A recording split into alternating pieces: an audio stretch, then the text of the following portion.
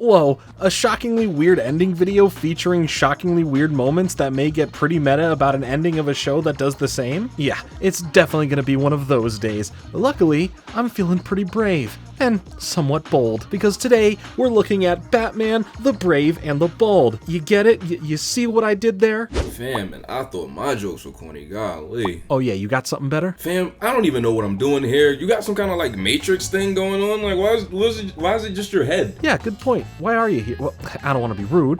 Would you like to join me in this video? Nah, I'm good, bro. Like, I don't really care about Batman, so I feel like I wouldn't be any use being a part of it. Great, that'll make perfect sense for this video. Yeah? How so? Come with me, my friend. We're going on a journey of finding that balance within the madness of making what you want to make as a creator versus creating content that your audience wants. But I kind of have this other thing that I had to go do. No time for that now. Quick, to the Fringe copter. This animation is awful. Look, I spent all the budget on getting you here. Didn't leave me with much, so this is what you get.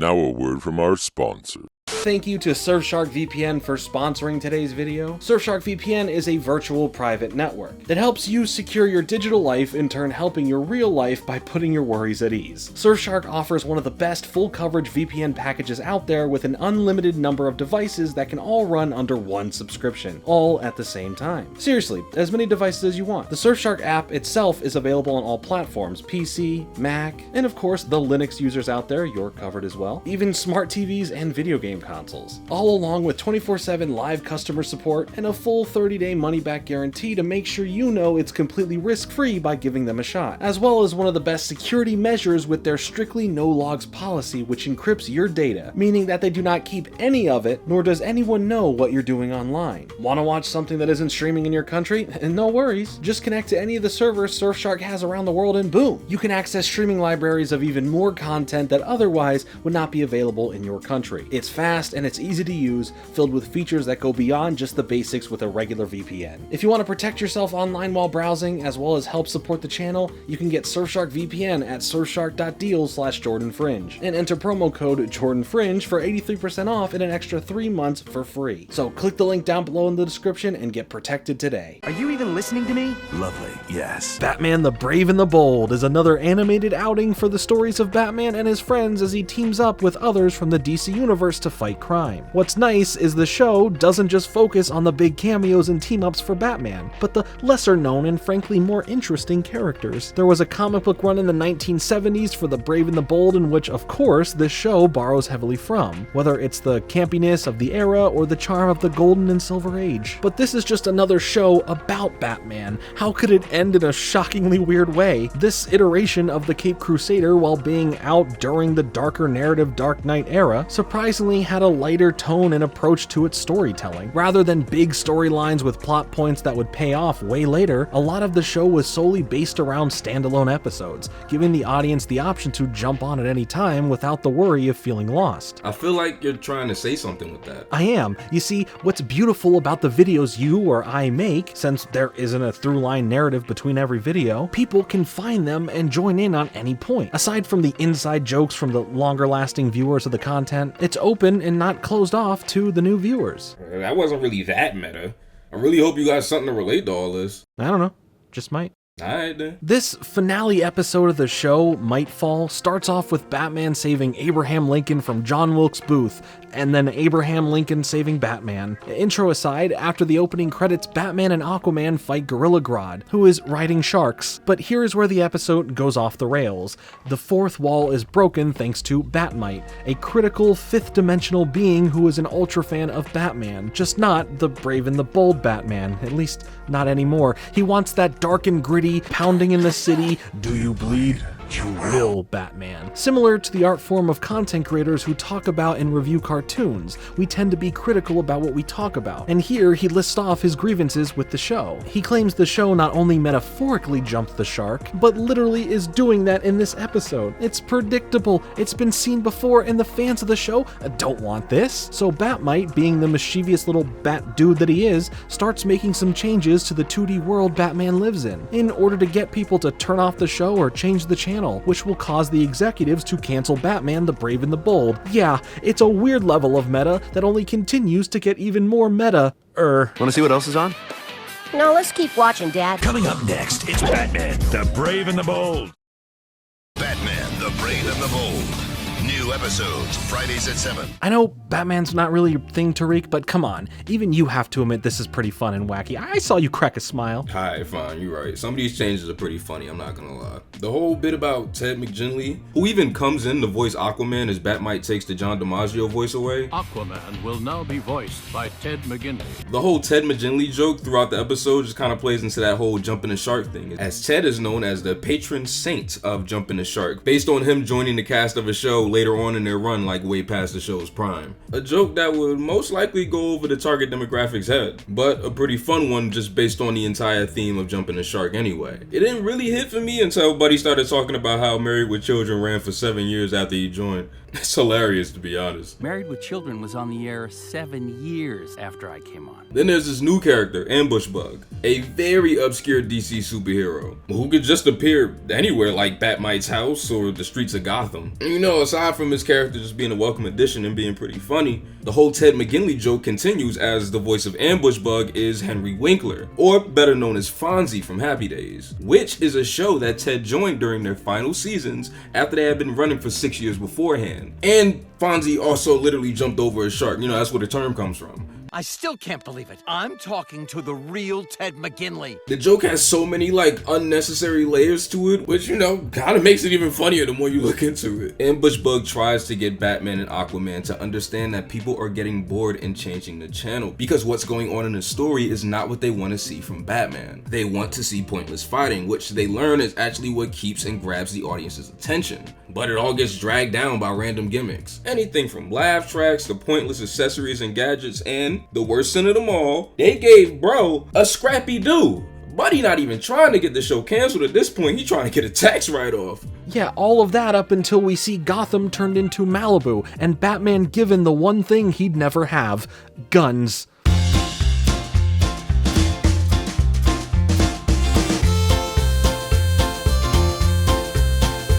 Wasn't your fault. Once he figures out that these things are weird and not how they should be, he struggles with the realization that his world is not real. Ambush Bug has been trying to tell him that he is aware of not existing outside of the cartoon, and him knowing that there was no other way to end things off since the show was going to come to an end soon, they go out in style by giving the viewers of the show what they always wanted, while they themselves are having a good time getting their saving the day job done. After the fight, we zoom out from the screen to a bunch of executives discussing the show itself, planning the next Batman show and officially canceling Batman the Brave and the Bold. Batmite technically wins and celebrates by getting rid of his collectibles pertaining to the Brave and the Bold, while slightly reminiscing on a few of the good moments from the show he did like. But that is quickly forgotten once he sees the trailer for the new Batman show.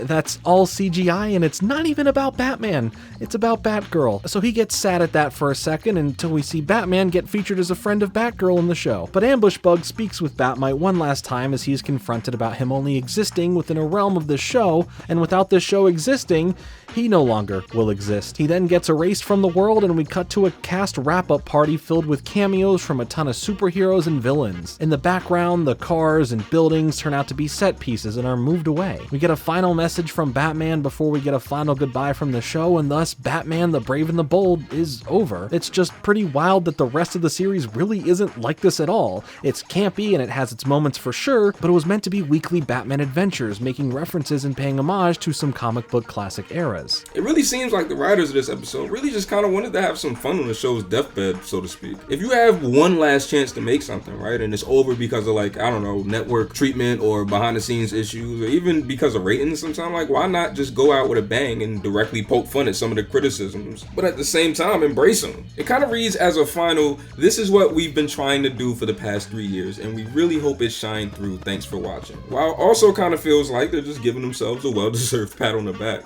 I don't know, I might not be a Batman super fan, and I definitely didn't watch this show crazy often when it was on, but this episode not taking itself seriously with so many jokes and pointless silly action and this bat luge, I ain't gonna lie, still really kind of made me smile. I really loved this last moment. And again, not even coming from a Batman fan. Sure was a fun ending, if that were the end. Huh? What do you mean, if that was the end? Well, it was the end, but not the end. What does that even mean? You heard of Scooby-Doo? Oh, say, come on, wait, come on, please don't tell. Scooby-Doo and Batman the Brave and the Bold.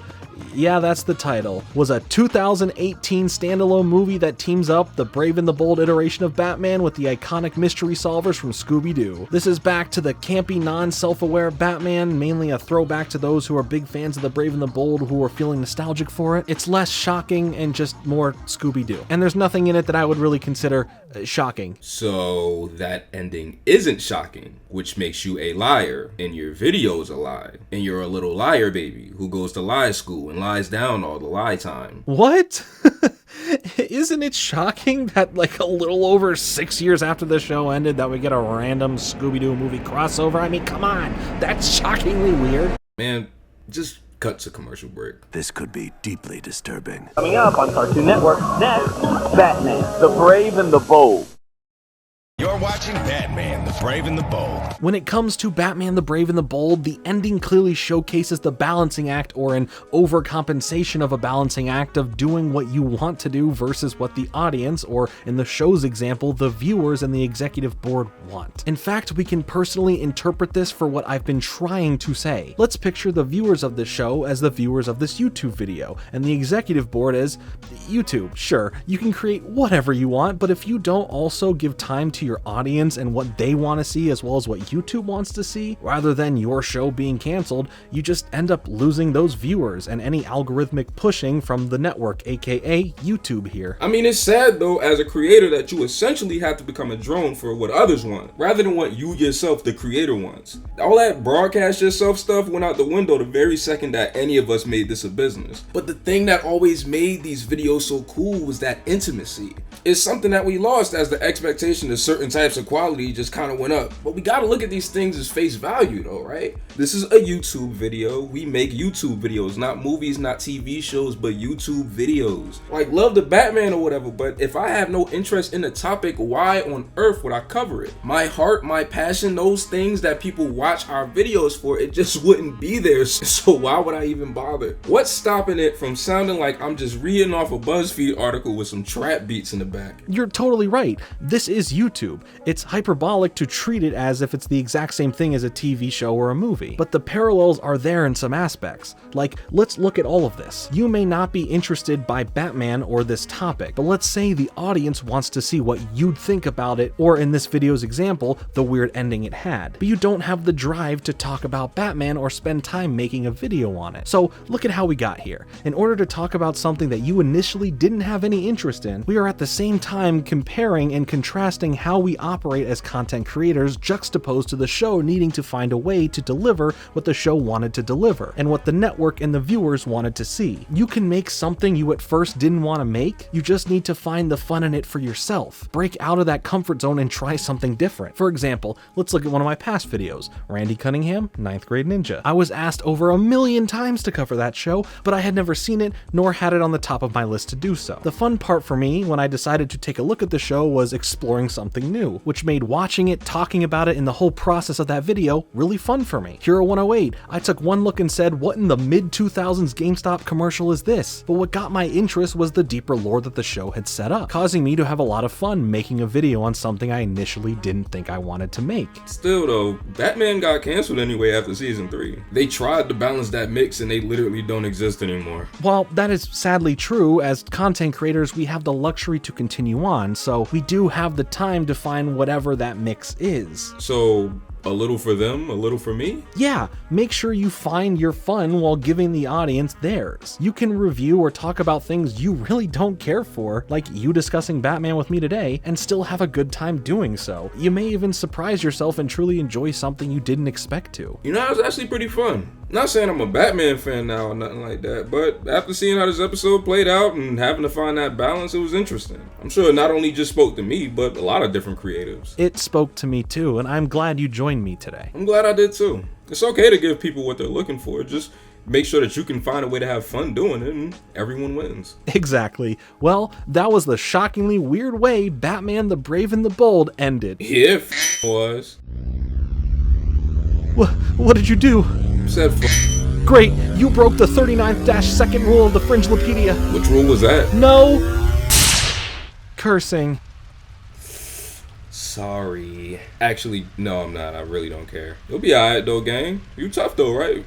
Cubics and all that. I remember that. Well, until we can find our way out of here, where can people find you? You know the vibes. ToonrificTariq, head of the Offbeat Kiki fan club, Family Guy apologist, and resident Charlie Brown fugitive. You can find me on my channel, Twitter, and Letterboxd, all through the same name. If you really want to come mess with your boy, Jordan. Thank you for having me, gang. I really appreciate it. Thanks so much for joining me on this journey. Whether something was gained or lost, I still had a lot of fun with you being here, Tariq. Tariq? There's no bathroom in here. Well, make sure to hit the like button and subscribe for more content like this, or Tariq and I will be stuck here forever. Follow me on Twitter, and hopefully I'll be back with a new video soon, but until then, later. Unity, that's what we need. Unity, that's what we need. Up here, go up here, Jordan, up here. Unity, that's what we need.